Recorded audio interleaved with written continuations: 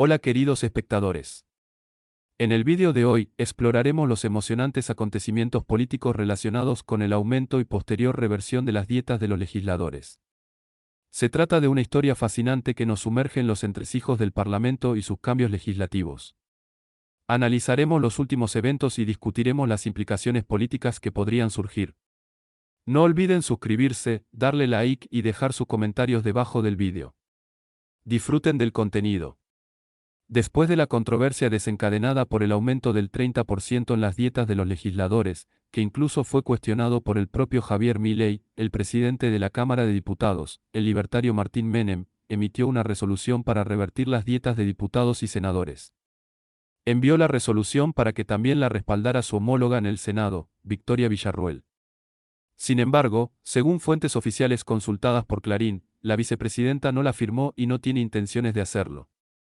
Detrás de esta decisión se plantean diversas cuestiones.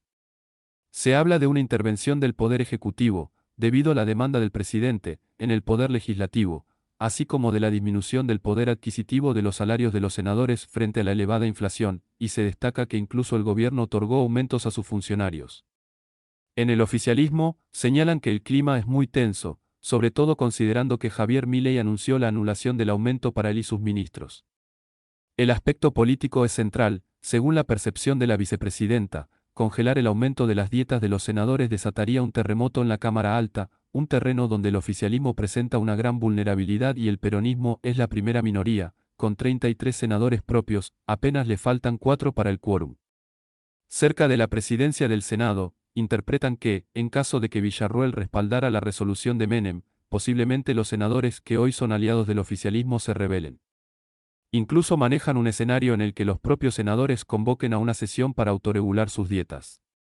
Aseguran que el reglamento lo permite. Villarruel es la presidenta de la Cámara, pero el Senado pertenece a los senadores, fundamentan. Este martes está programada una reunión de labor parlamentaria en la que Villarruel y los líderes de todos los bloques discutirán qué hacer con las dietas. La convocatoria establece que la decisión será conjunta y no solo de la presidenta del Senado. Además del componente político, también se menciona el eventual tratamiento del decreto de necesidad de urgencia de Javier Milei de diciembre pasado, que modifica más de 300 leyes.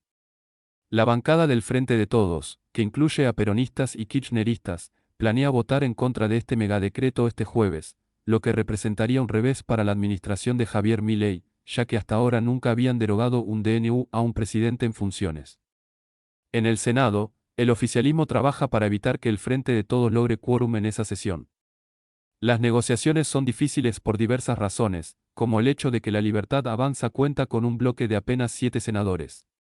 Por otro lado, se cuentan con 39 senadores que no están vinculados a ningún gobernador, mientras que otros 8 siguen las directrices del gobernador de su provincia en algunos casos y en otros no.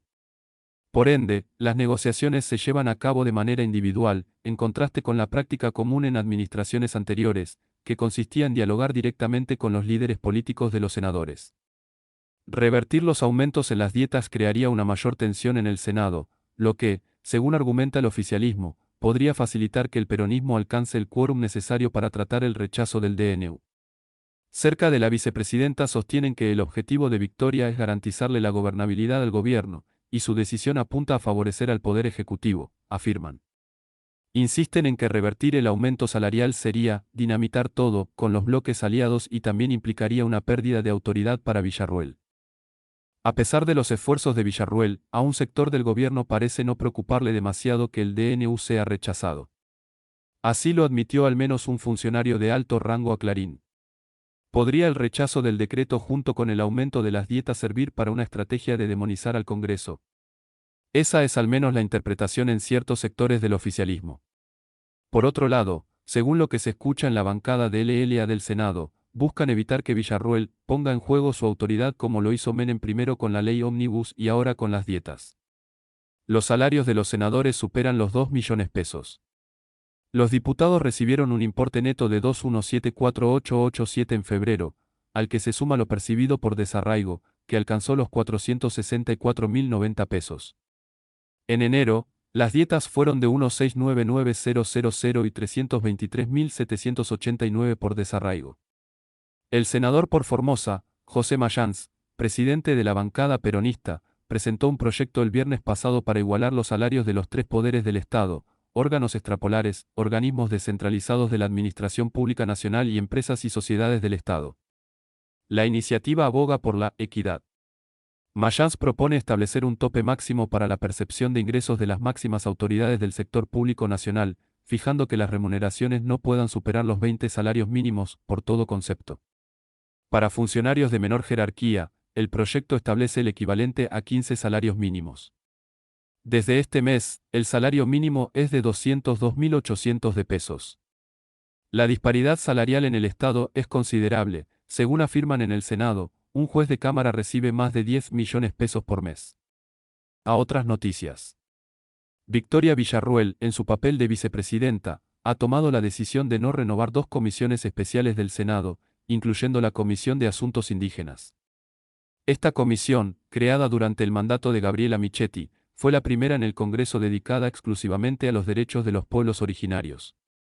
La decisión de Villarruel quedó formalizada en el decreto diciembre de 1924, que establece que la presidencia da por caduca la Comisión Especial de los Pueblos Indígenas. Esta decisión se produce en medio de un reordenamiento que Villarruel considera necesario para el Senado, especialmente en lo que respecta a las comisiones. La comisión especial fue presidida por la ex titular del Instituto Nacional de Asuntos Indígenas, INAI, la ex senadora rionegrina Magdalena Odarda. A pesar de que la comisión tuvo pocas reuniones, se destacó por ser la primera vez que el Congreso creaba un espacio exclusivo para los pueblos originarios. La comisión fue muy celebrada cuando se creó, ya que en casi todos los congresos de los países de América Latina existen comisiones especiales destinadas a la temática de los pueblos originarios. Sin embargo, no continuará a partir de este año.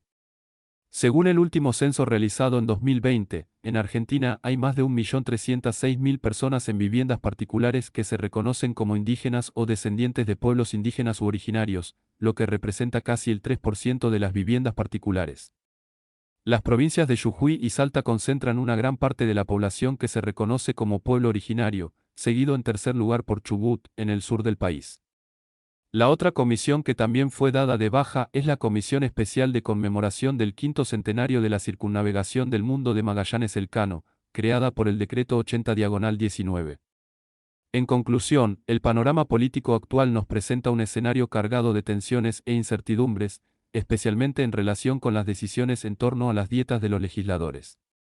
La intricada dinámica entre el Poder Ejecutivo y Legislativo, así como las posibles consecuencias de revertir los aumentos salariales, añaden un matiz interesante a la coyuntura política.